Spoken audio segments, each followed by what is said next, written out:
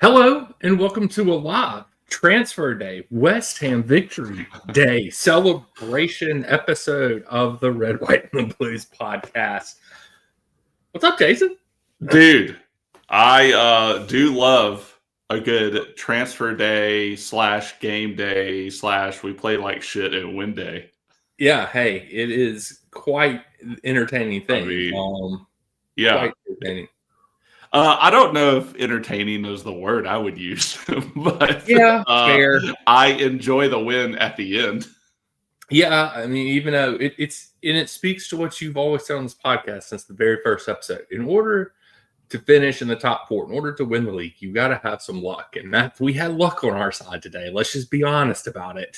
Yeah, it was luck at the end with Palmer's goal. Hey, we made some luck. Palmer made some luck. And then, we got lucky with Neto. I'm going to say that again, with Neto's goal.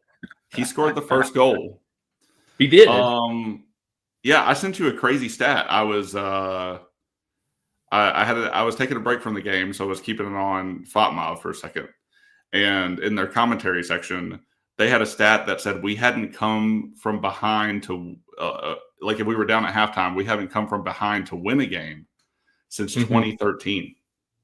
Yeah. That's a crazy stat, man.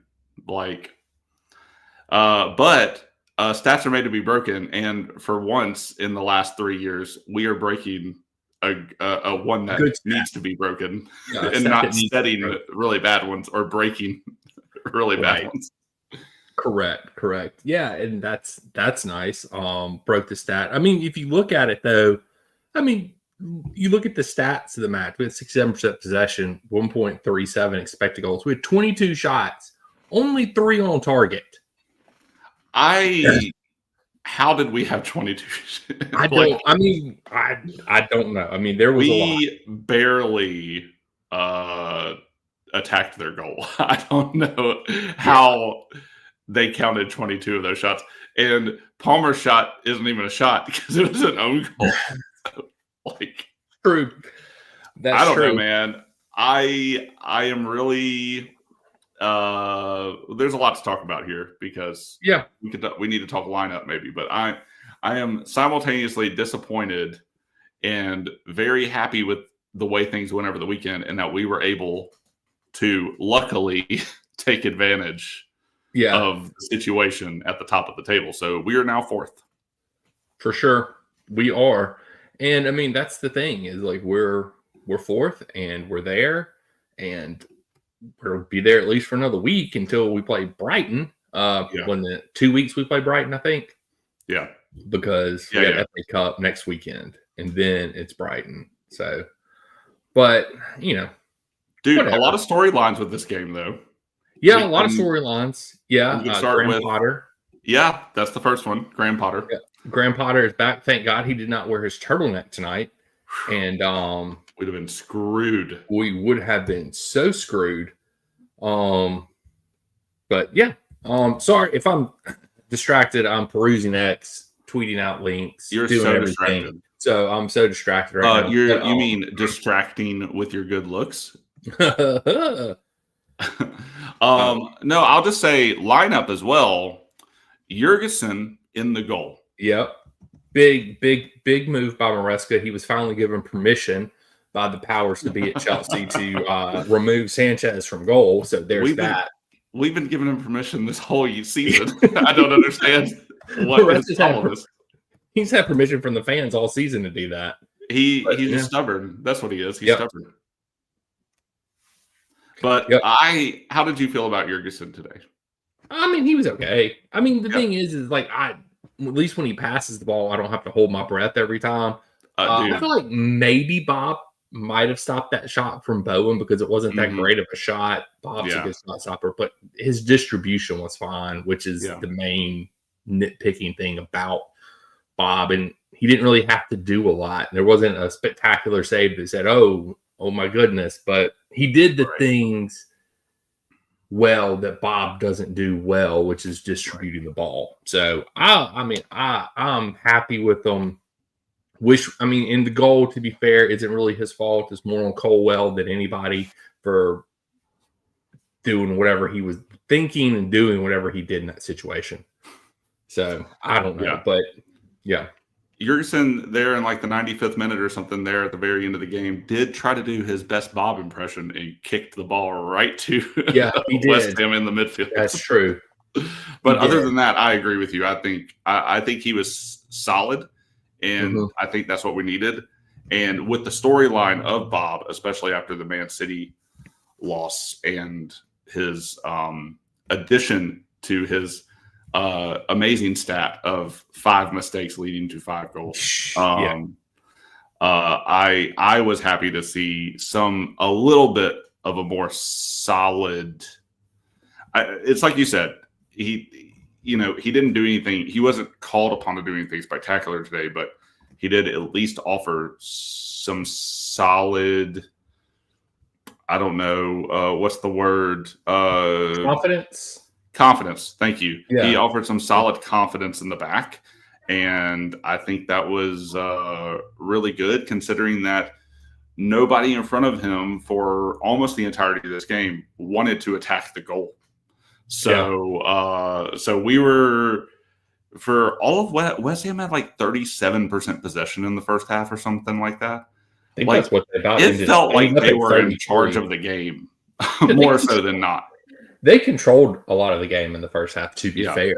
I mean, it wasn't like, it wasn't like we created a lot of chances. We didn't have a shot on target until right there at the end of the half when Palmer took the free kick from just outside the box. Yeah. And I think we ended up getting another one right after that. So we ended up with like 2 shots on target, but it was in the last like 3 minutes of the half. So it's sort of a misleading stat. But yeah, first half was awful. It was terrible football.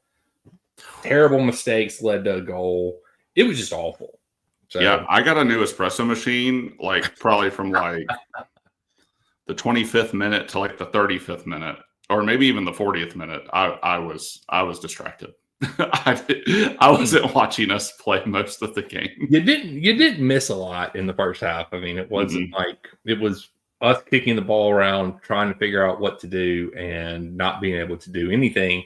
Spamming some crosses in like we always do to Cucurella, who is now officially our target man, apparently. And he does one. The announcers were talking about Cucurella's hair and how, like, when Cucurella gets fouled, his hair makes it look a little more animated than the foul was. Yeah. Cucurella scores that one header, that one diving hair in the wind header. And now we think he can score everything. Yep. Yeah, just blame Cucurella's hair for that. People, you can see it from a mile away. You know where he is at all times. You can target him. So, dude scores one header and has an amazing head of hair. And apparently that's all you need at Chelsea to be a good target man. That's all you need. Just good looking hair to be a target man at Chelsea. Yes. That's apparently it. But it is, it's definitely a big win for us today. We needed the win. Second half, Nico, I guess, pulled up hurt at the end of the first half. It's official. Looks like Gooey is hurt as well. He walked down the tunnel. Apparently, he walked down the tunnel afterwards and was, oh my God, they said to be pretty pissed off looking. So, needless to say, we went from having 2 strikers to no strikers to are we going to panic by somebody in the next 50 minutes of this transfer window? we couldn't have asked for a better situation to build up our ratings. I know. 50 minutes to buy somebody. Let's go, doofuses up there in the front office. Yeah. So, but Nico pulled up, so he was a little hurt. But in second half came out, looked better. In Maresca's defense, the thing that this podcast and most of the Chelsea fan base has been screaming about all year is, hey, can you make subs before the 60th or the 75th minute or the 80th minute? Can we get some subs? And he did that. And it literally changed the match when he brought on Neto and Gooey. Like, both of them came on. They're both high energy players. They changed the match. Of course, Neto got the goal, shockingly. So he made those subs at like the 50th minute. Yeah. And yeah. It was amazing. It is. And I mean, like, that's the thing is, like, why do you always wait till the end to take Nico off? Like, Nico had terrible first touches today. He had some really bad pass. He had one really good pass and then some really bad passes. It was just very much a inconsistent game from Nico. Then he gets hurt, so it sort of gives Maresca a reason to get him off the pitch. And then, God help us if Gooey's hurt, because we literally have no other strikers now. Yeah. I don't know. Yeah, it's going to be interesting. I guess we're going to see a false nine Christopher coming. I guess so. I mean, there was a guy we had on our team up until today, João Felix, who could play a false nine. We decided to let him go to AC Milan. I don't know if we can recall the loan deal already and just break it all for these. What a weird situation João Felix has had with the Chelsea Football Club. Well, the only reason we freaking bought him was because we had to give Atletico money so they could afford Gallagher. So it was essentially just a swap deal, and it was so stupid. It was dumb. We never needed him. Like, he's inconsistent. He can dribble. He's flashy, but he can't score. So I don't know. It's frustrating. It was just bad business is what it was. But who's shocked by that? It's the directors of football at Chelsea. It's just terrible. I mean, if your goal is to get rid of Gallagher, that's how you have to do it, I guess. I guess within that context, maybe it makes some sense. But outside of any good footballing business, it seems ridiculous. Yeah, it seems a bit ridiculous because, I mean, and then you buy Dewsbury Hall to replace Gallagher, who is like 5 steps down from Gallagher. Yeah. And I don't know. It's just ridiculous, man. But anyway, back to the match. I was unloading the car when we scored the goal. My wife got home some groceries, so I had to help her unload the car.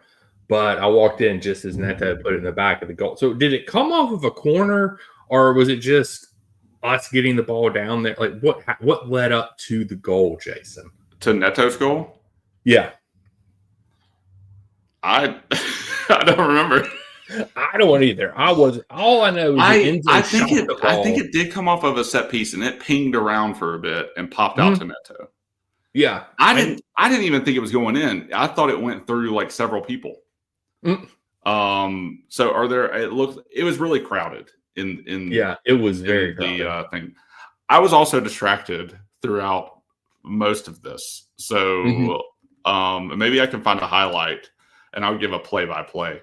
But at the same time, I again, it was just kind of lucky. Like, it just popped out to him, and he slotted it home, And so after pinging around in the box for a minute, so it's not like it was like this well-worked goal.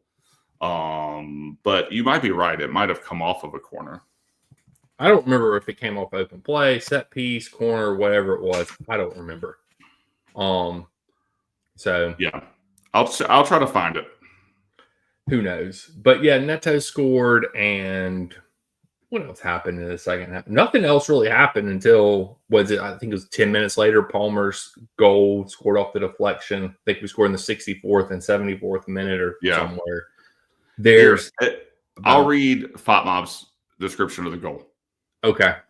Neto had just gone to the right flank because we had just subbed in Christopher, I think, a little bit earlier.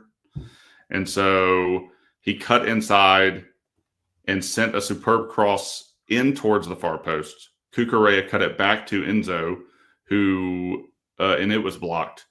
And then Neto, he came back in, followed it up, and then slammed the rebound home. Is what I think Americans writing this. Yeah, for sure. You don't typically hear slammed the rebound home. Yeah. That's a very basketball. That's a very basketball-y term right there. Yeah. Yes. Yeah, exactly. So yeah, he crossed it in, it pinged around, got Enzo blocked a shot, and then he got it. Okay. Yeah. Cool. And I mean, fair play to Neto finally getting a goal at Chelsea. Yeah. And I think I'd made the comment to you through text message whenever he first came on. I was like, oh, yeah, Neto's on time. Just spam crosses into the box. That's usually Neto's in that. Yeah. Whatever. You and I were kind of having an interesting conversation about our wingers. a little bit. Oh, yeah. Text message.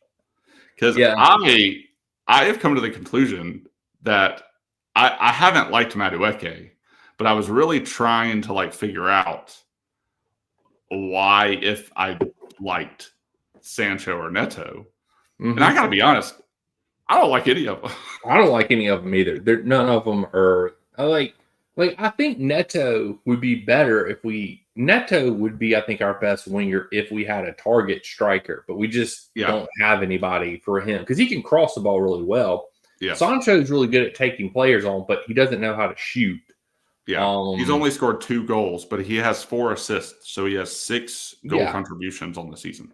And then Nani is too inconsistent and doesn't get back and play defense. Although he did one time tonight and he's already got lucky. But he at least. So Mads has 7 goals, 3 assists on the season. So he has 10 goal contributions total. Yeah. So to be fair, 3 of those goals came in one match. So yeah. But all 3 of those, or all 3 players, have essentially around 21, 22 chances created. Mm-hmm. So I think that kind of speaks to the level of our front line at the moment. Yeah. If we are creating this amount of chances from our 3 wingers who have combined created something like 60-something chances, right? Yeah. And we're not scoring that much, then, and that's not to say the quality of the chance. I'm just saying, like, stats wise, it's considered a chance. So I haven't looked at the rest of the front line. I don't know what's happening there. Yeah. Nico's getting harder and harder to defend. It is definitely getting harder. We can only praise his hold-up play and his instincts and his passing instincts so much. Mm-hmm. Like, if your job is to score, you got to score. And, like, he's in a drought. And Palmer has been quieter this season. Yeah. But still is really great player. And I love it anytime he gets a chance to go for goal. Yeah. And he doesn't get the goal today, unfortunately, which the announcers were bemoaning like the whole time. Yeah, they were. they were really sad to get that goal. Yeah. But it wasn't even close to being on target. He was just crossing it. He just drove to the byline and then shot it across the box. Or like, it wasn't even really like a cutback pass. It was literally just like, I'm going to kick it across the box. So, and that's the thing is sometimes you just stuck out a foot, Yeah, just shoot the ball. That's the point a lot of people have with Sancho and never Nani, Neto. It's just shoot the ball sometimes. Mm-hmm. Like, stuff like that happens. Like, there was even at the end of the match, my dogs are going crazy right now. But at the end of the match, they're celebrating. Christopher he was like at the top of the 18-yard box. Could have taken another dribble, gotten a shot off, and instead he tried to pass it and pass it right to a West Ham player. Like, just shoot the ball. Like, who knows what's going to happen? Yeah. So, I don't know. That's my biggest issue with Sancho is that he just doesn't shoot enough. He did fair play. He did, I think, shoot the ball a couple of times tonight, and it went right into the defenders. But still, at least he was trying. I don't know.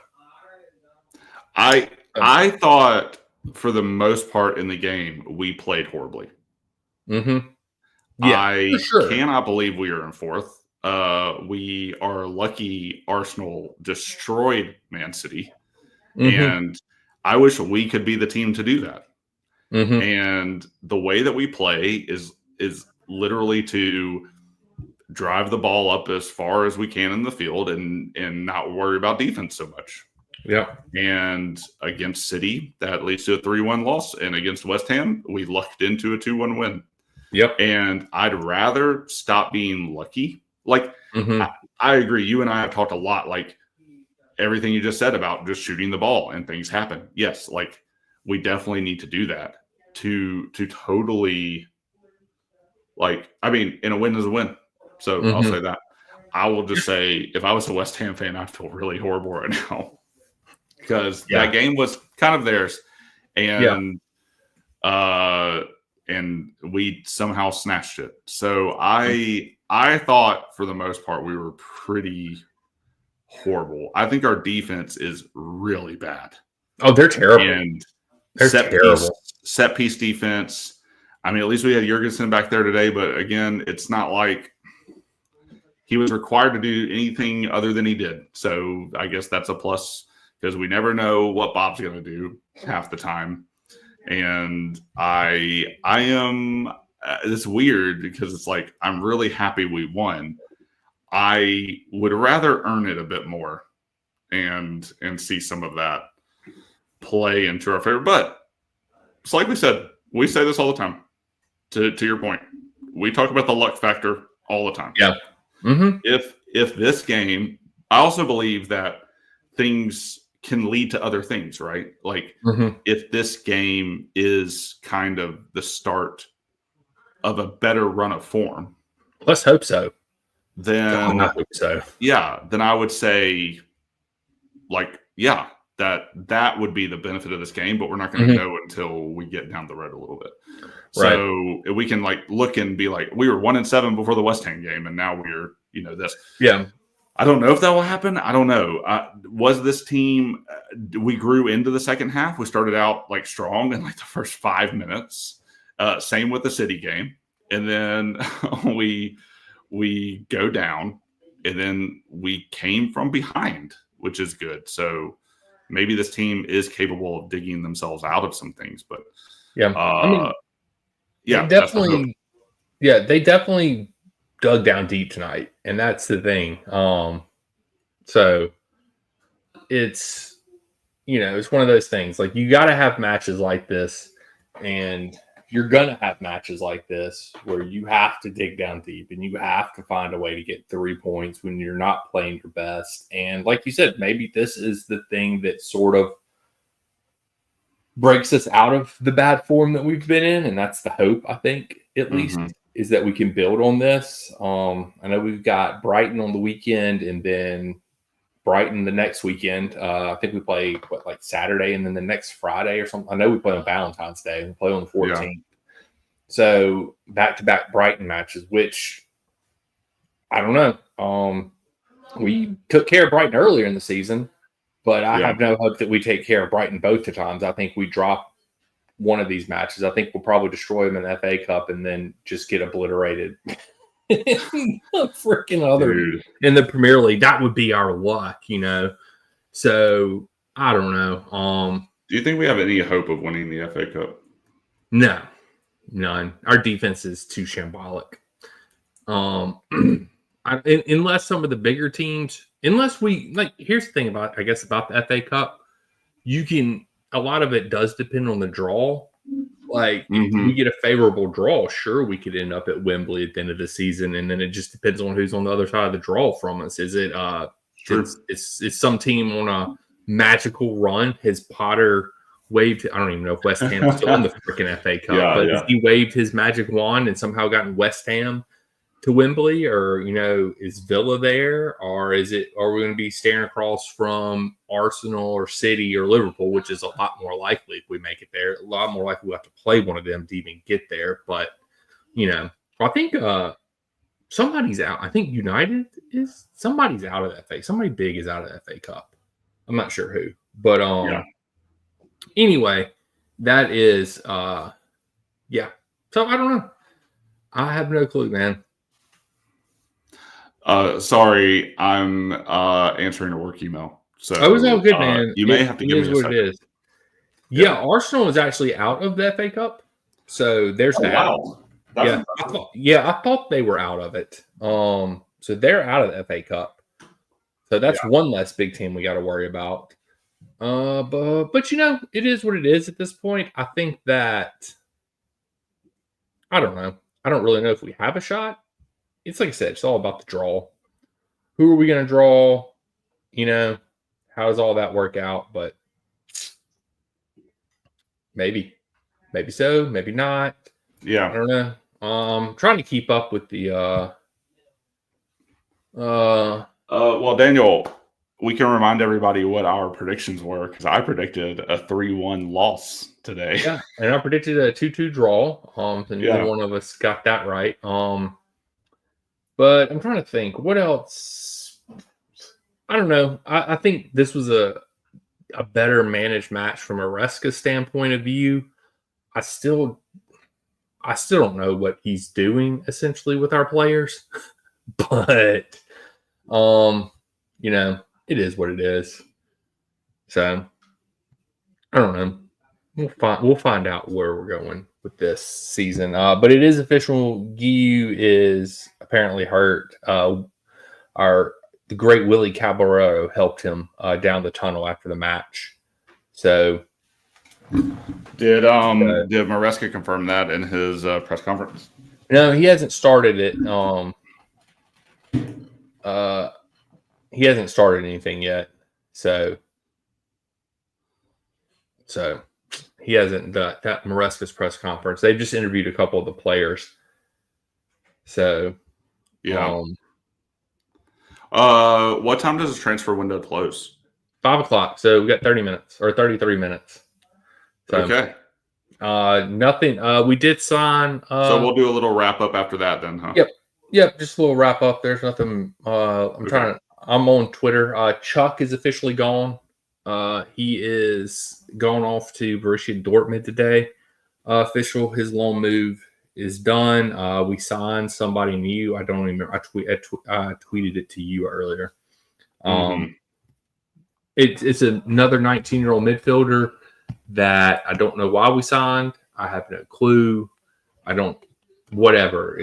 There's no rhyme or reason to our transfer anymore. So I don't know. It is what it is. Matheus Amagu. Okay. Yeah. I don't get it.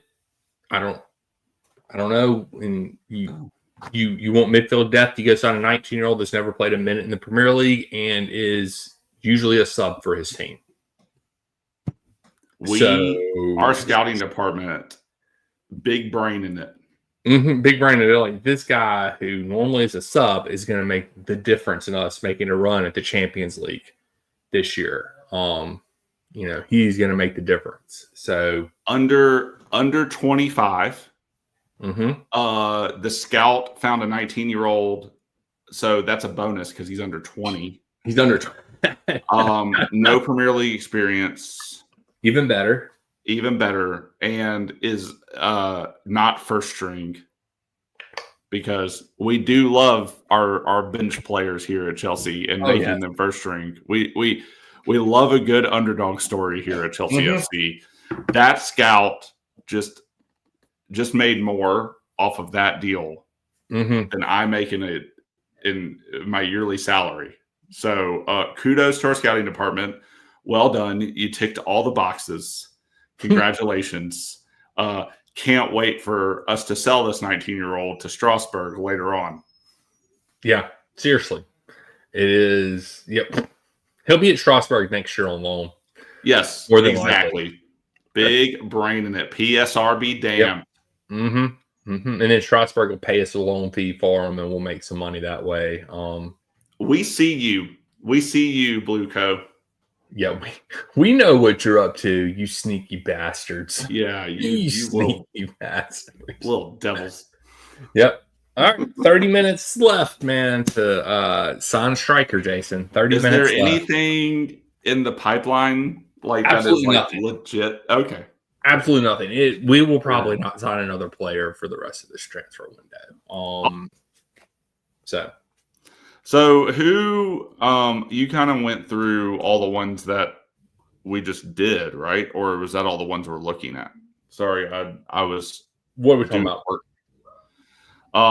Who did you just name all the transfers that we have completed, or named all the transfer rumors? I just named the only one that we've got is Amagu. And we signed. Oh wait, we did sign somebody else. Some other guy. I can't think of who it is. I'll have to go. Should probably have like transfer market pulled up or something. I don't know.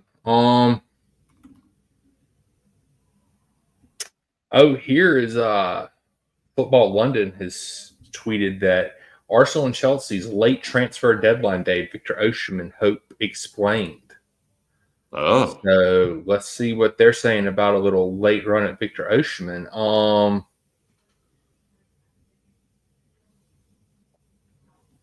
Bum, bum, bum. I'm looking at transfer market just to see if there's anything. We could talk about Chelsea women's team because they are awesome. Yeah, I mean, look, they actually go out and make good signings. And they still have yet to lose in the Super League this year.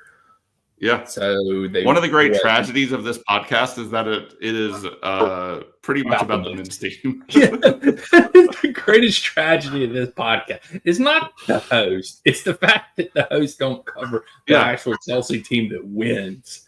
And yes, the only good part of the Chelsea empire at the moment is the women's team. Mm-hmm. Maybe we're being too harsh, man. We are literally a top 4 club right now, and Tottenham is a bottom 6 club. That is true, but they did get Tell today, who we apparently Alex Goldberg really wanted. I'm okay if Alex wanted him. I'm totally fine with that not happening. Mm-hmm. Same. I don't know. I mean, Alex is definitely like a voice of Chelsea. Like, I think that he went on those rants when we first started this journey. Yeah. In 3 long years. Yeah. And so he got famous. He went pretty viral for his rants. And he has definitely turned it into like a platform, which, I mean, kudos to him. I do not always agree with Alex. Yeah. On what he thinks is best or who he thinks is best for the club. So I tend to be like, if Alex is okay with this, I will look into it more. So that's not a slight against Alex. That just is, I disagree. Yeah. But he is more analytical than I am. So maybe I should listen to him. I mean, he does have connections too. So yes. See what we got going on here.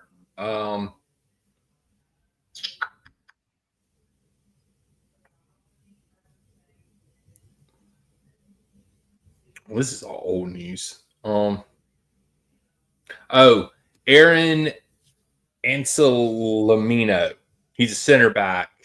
He is officially in. He's been practicing. We were going to loan him out. So this just goes to show you how stupid our people are, Jason, that are in charge of everything. The original plan was to loan him out, but then we loaned Felix out and didn't realize that we were out of loan spots. Oh, well, that's nice. Yeah, so we can't loan him. So yeah, he's around. So then they spun it. It's like, no. Maresca wanted him to stay. So, you know how that is. Yeah, that's wild, man. Mm-hmm. So, I mean, it is what it is at this point in time. I don't really think we get anybody else. There's just nobody. It's too close to the deadline day. We haven't. Oh, I guess we can't say DCC is officially gone for the rest of the year. Yeah. Hallelujah. Praise the Lord. We decided to sabotage Aston Villa. So he's gone. Chuck's gone. Vega's gone. So we now have no cover at left back. We have one less midfielder, but we just bought a 19-year-old midfielder. And we had no backup striker. We have an average goalkeeper, one really shitty goalkeeper. We have no true star at center back. We recalled one of our center backs who we tried to force out the club over the summer, and he's back now. So this is literally one of the worst transfer windows ever. It just goes on top of the summer and how bad the summer window was. So, yeah, have we?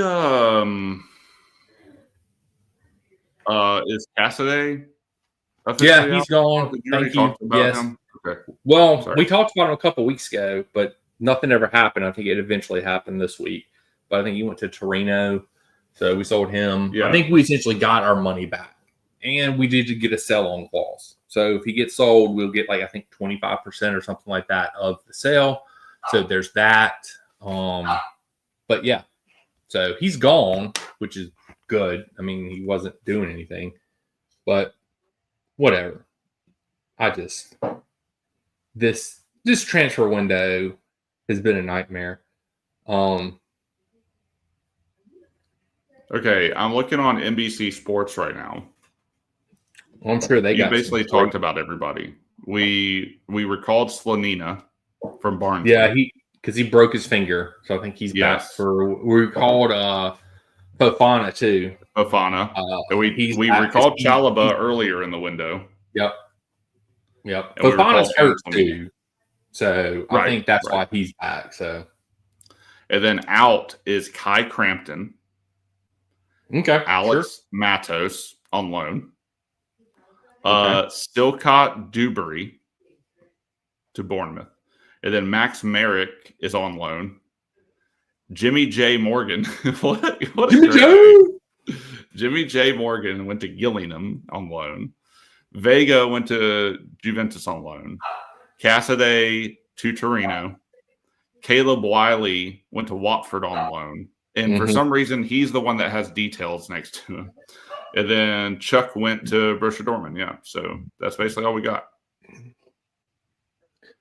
Oh. I guess they haven't updated it with the newest guy yet, though. So. Yeah. Maresca just said in his post-match press conference, in this moment, Sanchez needs rest. And Philip was very good. So are we now backtracking that we were just resting Sanchez tonight? I mean, Sanchez has been through a lot. He's made a lot of mistakes. That's mentally taxing for sure. He does need to rest. He needs to consider his options for next season. Yeah. Oh man. Yeah, he does need a rest. I don't care how they spin this shit. I mean, it doesn't look good that you have one of the blunders of the Premier League against City, and Holland schooled you and made you look like an idiot on a chip, and then the next game you're benched. It's the actions speak for themselves. If Maresca wants to spin it, however Maresca wants to spin it. I don't really care. Maresca has been spinning shit about Bob this entire season. I do not trust Maresca on Bob. Yeah, I think he's been forced whatever reason. Yeah, if he's forced to, I still don't trust him. He's going to come out with the propaganda machine for Bob. Yep. We all I'm not going to say all because there are people with disabilities in the world, but those of us who are watching the game, can see that Bob sucks. And if you have low vision, then you can hear about it. And everybody saw and or heard how stupid of a goal that was last week. Yep. So, and we all hear Maresca talk endlessly about how Bob is great.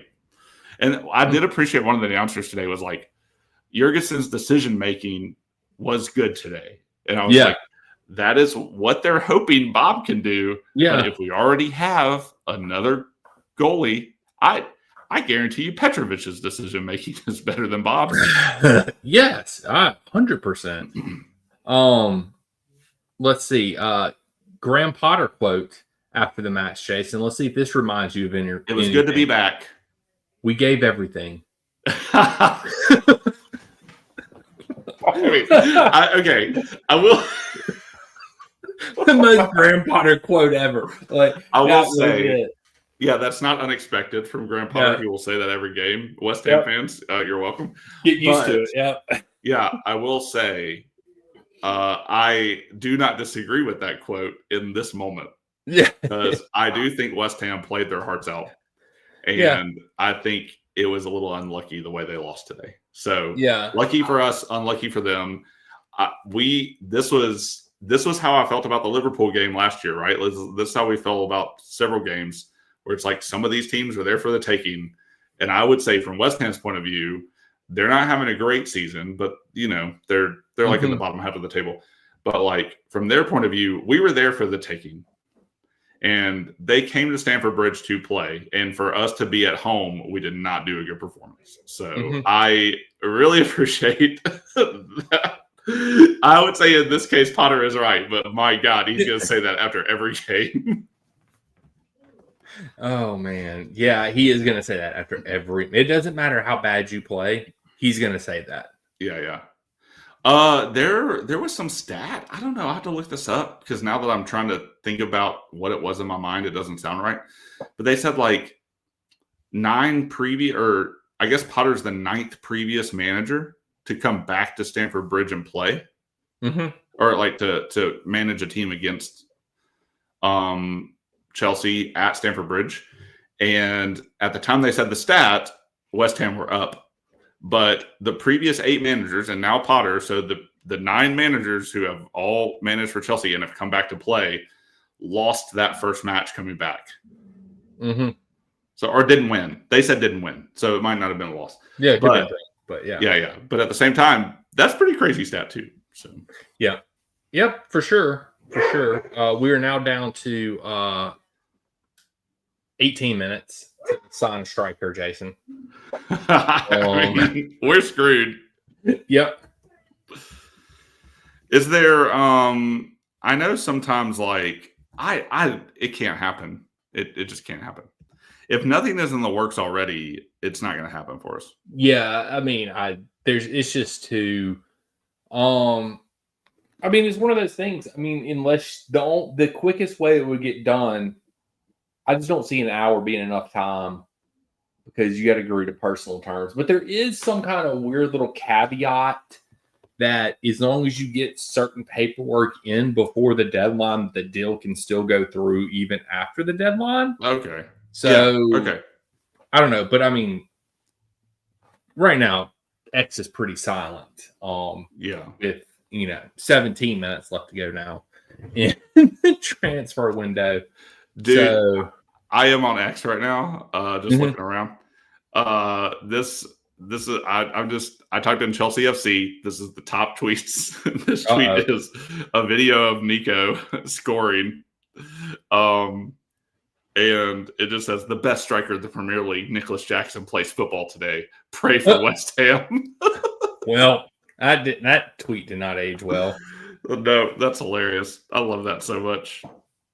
Yeah, that is. I mean, we've been pro Nico, but I mean, I'm not. That's a little much. Of the Premier League. What are you talking about?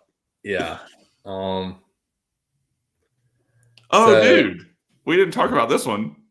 Or maybe you did, and I just missed it. But my favorite player is gone from Chelsea now. Oh, yeah. We did not talk about it on the podcast yet. Chilwell, gone. Huh.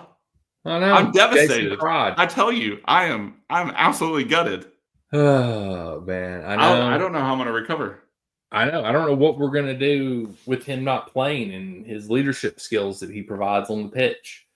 I don't know what we're gonna do with him falling down on the left sideline every single time he goes forward. I have no idea. Oh, apparently Poch told him it was important that he goes, or not Poch, but Tuchel told him it was important that he goes out and gets playing time so that he can break into the England side again. I'm like, Tuchel, that's not gonna go over well for you, buddy. That's not gonna work. Tuchel's short-term memory is he's losing it. Mm-hmm. If he brings Chilwell back, that's gonna be some problems. But yeah, I mean, there's really not a lot going on. I mean, it's the winter transfer deadline day, so I mean, what else are you gonna? Yeah. Apparently Jackson and Guiu told Maresca after the match they are both fine. Okay, so maybe it's not as pressing to go out and sign a striker. Okay. I like that. That's nice. So let's hope that is true. Let's hope that they are both not hurt because that would not be good. Yeah. Not be good for Chelsea because since our directors of football don't really prepare for situations like this and just wing shit. Dude. Whatever. So it is what it is. But yeah. I have an interesting question for you. Okay. All right. Lay it on me. How do you feel about Maresca after this win? I mean, I'm indifferent about Maresca this year. Just give him the year or whatever. I'm tired of firing coaches So just let it be. It is what it is at this point. So I think this was one of his better managed games in the second half, just strictly based off the fact that he brought in subs early and didn't wait until the 80th minute to bring them on. So, and that's all I really got to say about it. It was better this match than it had been. His style of football leads to goals. I don't think he's creative enough to break down low blocks. Mm-hmm. I don't know. I think he's an average manager. I don't know. We'll see. Let me ask you another question. Okay. Do you think you would feel differently if we had lost the game? Probably, but I think, I don't know. I think I think you've got to show bounce back, and you got to show, the mentality of your team starts with the manager. So if he shows fight, the team's going to show more fight. So he's in charge of getting the team to fight. So they're fighting and putting up a fight, then that's kudos to him for doing that. So he gets credit. He gets a lot of credit today. But you take a lot of credit if you lose, and a lot of people at halftime are like, if we end up losing this game, he's in fireable form right now. His form would be 1 in the last 8 at that point. Now it's just 2 in the last 8, which really isn't that much better. But if you see, it's like we always talk about, you see a progression, you see patterns of change. If he's willing to adapt, to do new things, then I'm okay with that. But he's just been so stuck in his ways these last 2 months that it's cost us points. And it's the same thing that happened at Leicester. And it's going to be a trend every year that we just get to freaking December and capitulate for 2 months in December and January. I don't know. Because you can't do this and expect to win titles.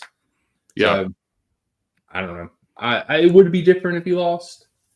Mm-hmm. But we don't want to have that conversation. I can't believe we're still top 4. That's weird to me. Mm-hmm. After our run of 2 and 8. Mm-hmm. And 3 draws. So it's 2 wins, 3 draws, 3 losses. So I think we would have. I think Chelsea would be having a way different conversation if we hadn't won today. And I don't think Maresca is too far off from that conversation. I'm not saying he's in the hot seat. I'm just saying, after the season, if our run of form doesn't get any better, what are those conversations going to look like? Mm-hmm. And I think that with the form that he has now, no matter how he finishes, he probably gets a second season. Whether we want that or not, I think he probably is at least going to get part of the second season. I don't know. If he loses every match for the season, I don't know. Sure. That's not realistic, though. I get your point. Yeah. Your point is being realistic about this. I would agree, but because the one thing that he is that Poch wasn't is a yes man. Yeah. And that's the thing about it. He's not going to go out there and call the board out or do anything crazy like Poch would do. So, I don't know. And then you go back to thinking about it, with the goalkeeper situation, and now the fact that we're learning how much power, I think it's Ben Roberts, the goalkeeping czar or whatever the hell he is at Chelsea, how much power he has as opposed to Maresca, and how much did that play into Petrovic being the one to go out on loan and Sanchez staying here, even though Petrovic isn't any worse than Sanchez is. He's one of the better ball playing goalkeepers in Ligue 1 right now, which Sanchez sucks at. But I do think Sanchez is a better shot stopper than Petrovic. But Petrovic also had a hell of a match last night, where he made 3 or 4 saves right in a row at the end of the match to save Strasbourg. So, it's ebb and flow. So I just wonder how much that played into it. How much of a decision did Maresca actually have? How much say did Maresca actually have in all this? I don't think he has a lot. I think I don't think Maresca has any power. I think he's just sort of given players and told to deal with it, which is not a great strategy to have. Which I think is why Poch isn't here now, because Poch wanted particular players, and the coach and the people are like, "Nah, we're going to give you this, we're going to give you that, and you're going to like it or you're going to leave," and that's what happened. So I don't know. Yeah. I don't know. Is it a viable model that can work? Probably not. Especially when I think we're the only Premier League team this year that has not fielded a 30-year-old in the starting lineup. That is pretty amazing. Yeah, I think DCC, or no, Bob, I think Sanchez or DCC, one of them, they're our oldest players. Yeah. So our Tosin too. He's a little mid-20s, but yeah. So it is.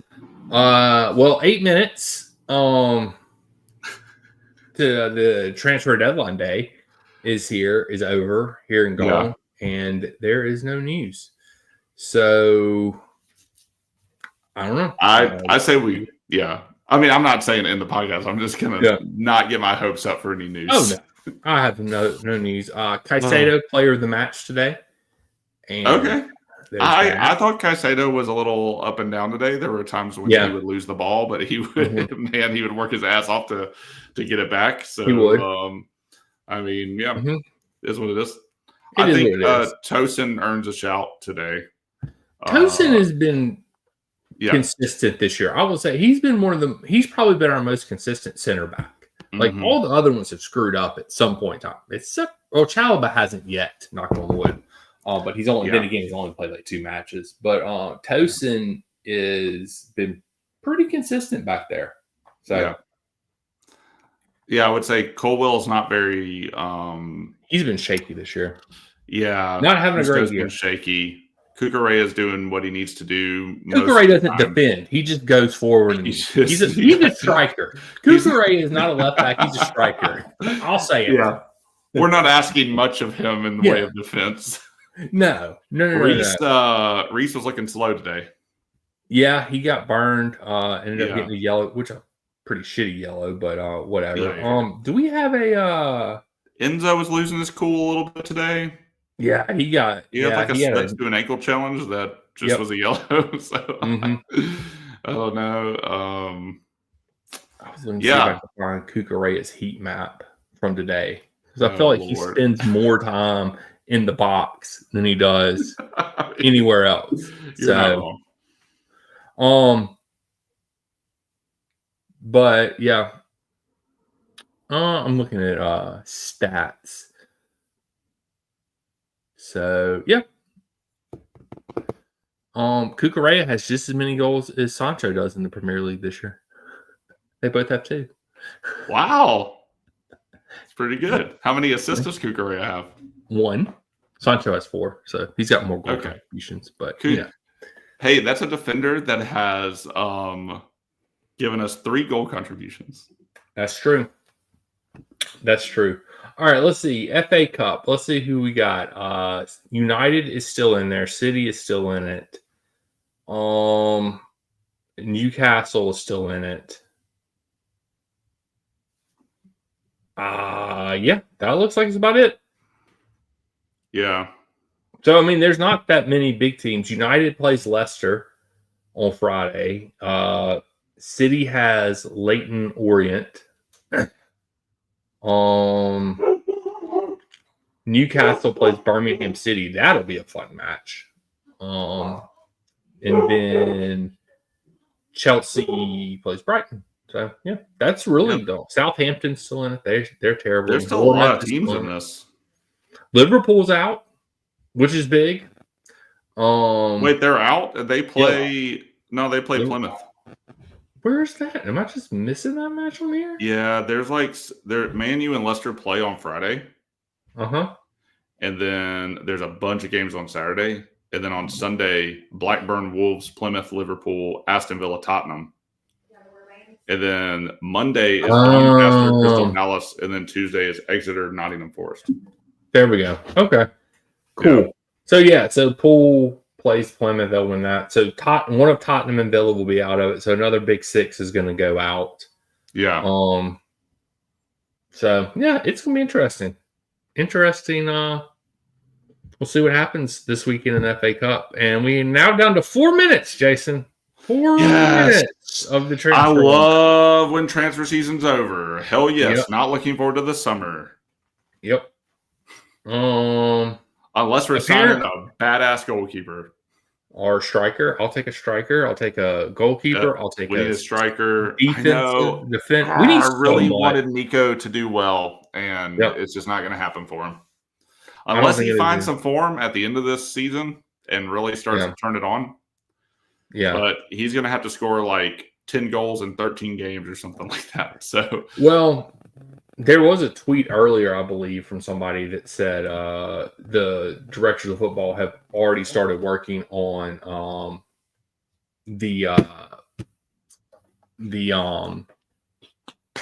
signing a striker for the summer. Yeah. So, I mean, why couldn't we have done it in January? I don't know.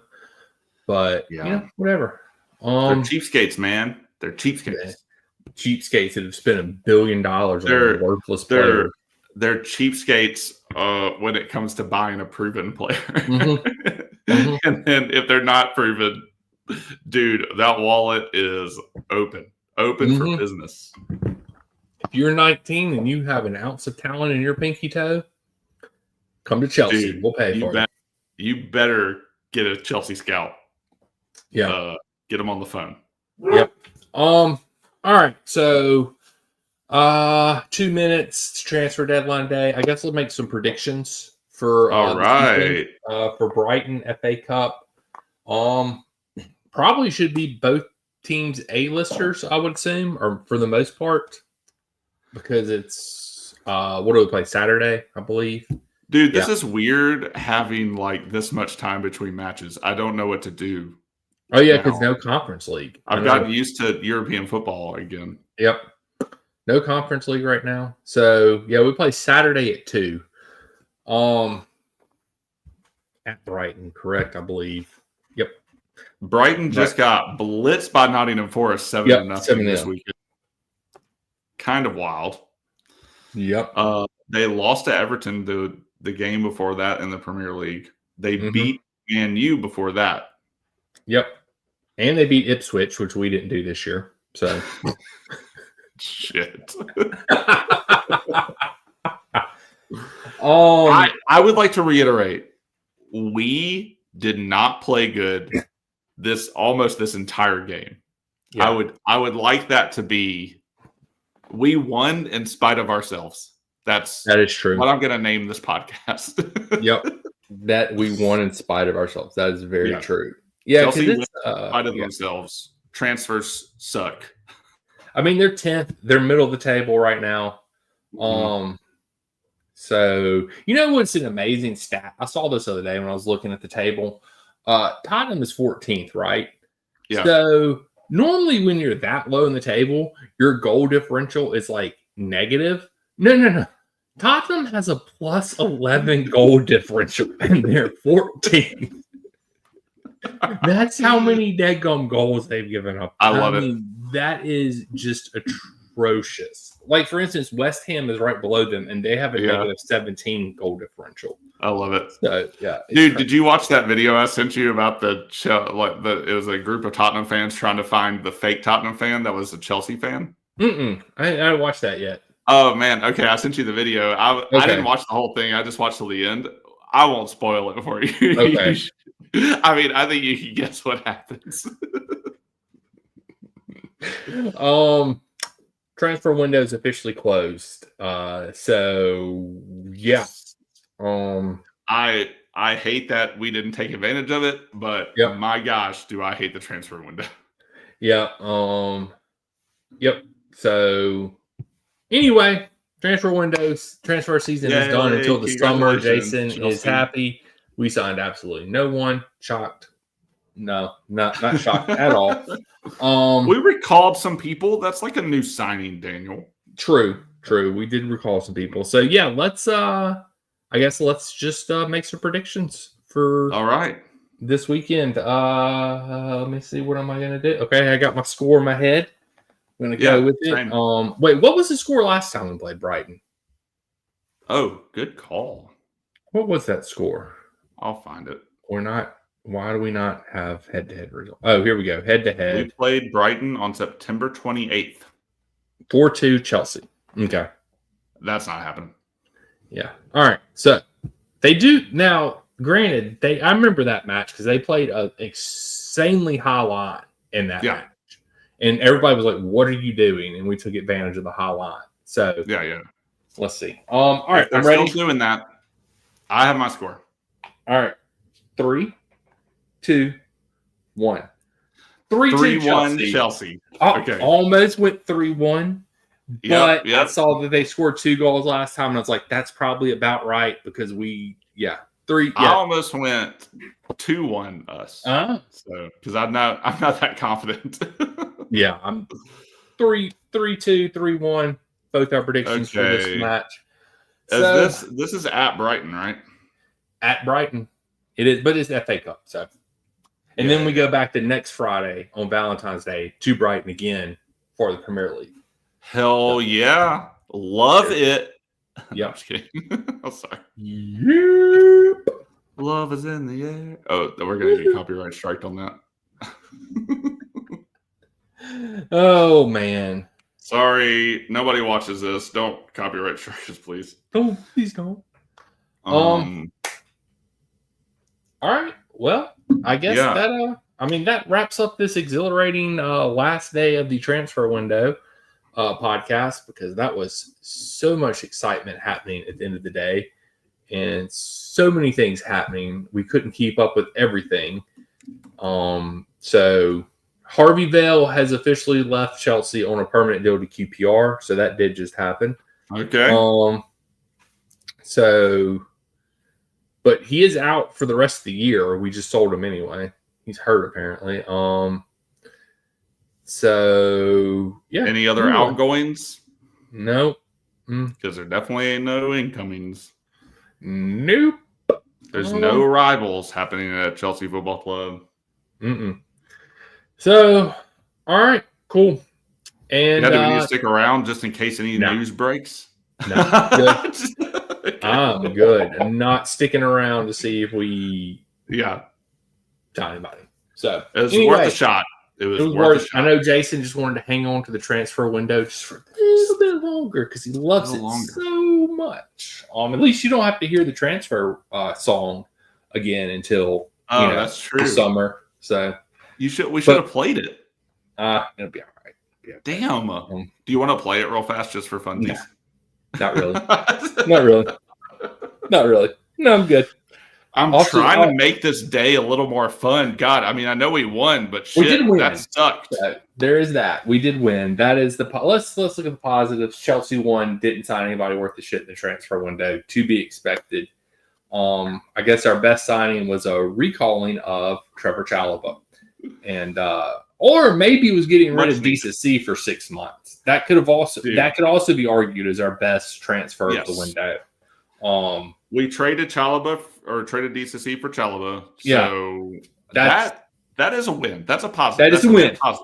That is a net positive. It is definitely an upgrade. But I guess tell these people where they can find us, Jason. And Yo, we are on Twitter. We're on the Instagram. And we're on Substack. Go read some stuff.